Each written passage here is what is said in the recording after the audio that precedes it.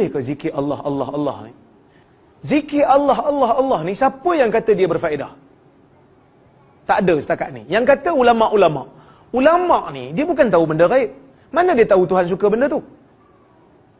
Bila dia jadi Nabi? Bila dia deal dengan Allah, Masya Allah ni? Assalamualaikum warahmatullahi wabarakatuh. Dalam video kali ini, saya ingin mengulas satu isu penting yang mana ada seorang individu yang mengatakan bahawa zikir tidak mempunyai faedah. Perkara ini perlulah dinilai dengan ilmu berlandaskan Al-Quran, hadis dan pandangan ulama' ahli sunnah wal jamaah. Pertama sekali, menurut ahli sunnah wal jamaah, zikir adalah ibadah yang sangat agung, bahkan merupakan asas dalam mendekatkan diri seorang hamba kepada Tuhannya yang Esa. Allah Subhanahu Wa Taala sendiri berfirman dalam surah Al-Ahzab ayat yang ke-41 yang bermaksud, wahai orang-orang yang beriman, ingatlah kepada Allah dengan zikir yang banyak.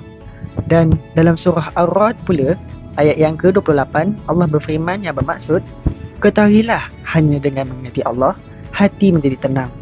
Ayat-ayat ini menunjukkan bahawa zikir bukan sekadar amalan sunat biasa, tetapi merupakan sumber keterangan seorang hamba terhadap Tuhan.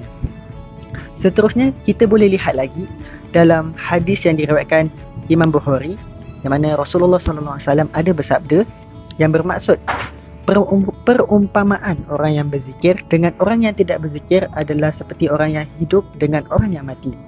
Hadis ini menunjukkan bahawa zikir itu dapat menghidupkan hati seorang hamba, manakala orang yang lalai dalam mengingati Allah dianggap seperti mati jiwanya.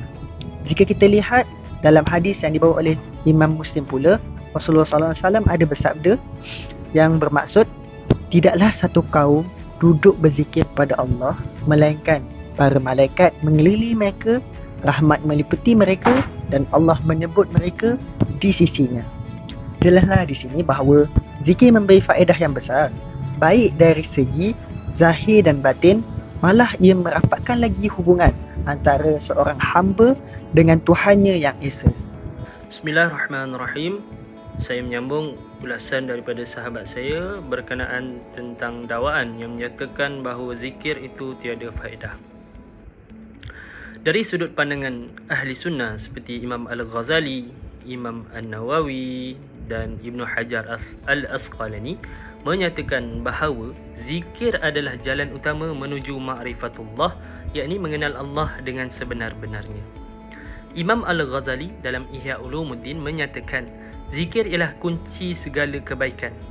Tidak akan sampai seorang hamba kepada Allah kecuali dengan banyak mengingatinya. Justru menolak atau meremehkan zikir adalah satu bentuk penyelewengan akidah dan penyimpangan daripada jalan para salaf dan ulama' muktabar. Ada juga pihak yang menolak bentuk tertentu dari zikir seperti zikir berjemaah atau zikir kuat selepas solat. Namun ini sebenarnya bukan isu tentang zikir itu sendiri, tetapi tentang kaifiat atau cara pelaksanaan. Ahli sunnah berpendapat bahawa selagi amalan zikir itu tidak menyalahi syarak dan niatnya untuk mengingati Allah, maka ia dibolehkan.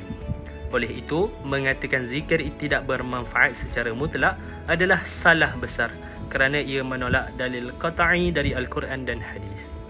Kesimpulannya, menurut ahli sunnah wal jamaah, zikir adalah ibadah yang diperintah oleh Allah. Ia memberi ketenangan hati dan pahala besar, dan menolak zikir sama seperti menolak ajaran Al-Quran dan sunnah. Semoga kita menjadi hamba yang sentiasa mengingati Allah, kerana zikir adalah cahaya bagi hati dan pelindung daripada kelalaian. Sekian, terima kasih. Assalamualaikum warahmatullahi wabarakatuh.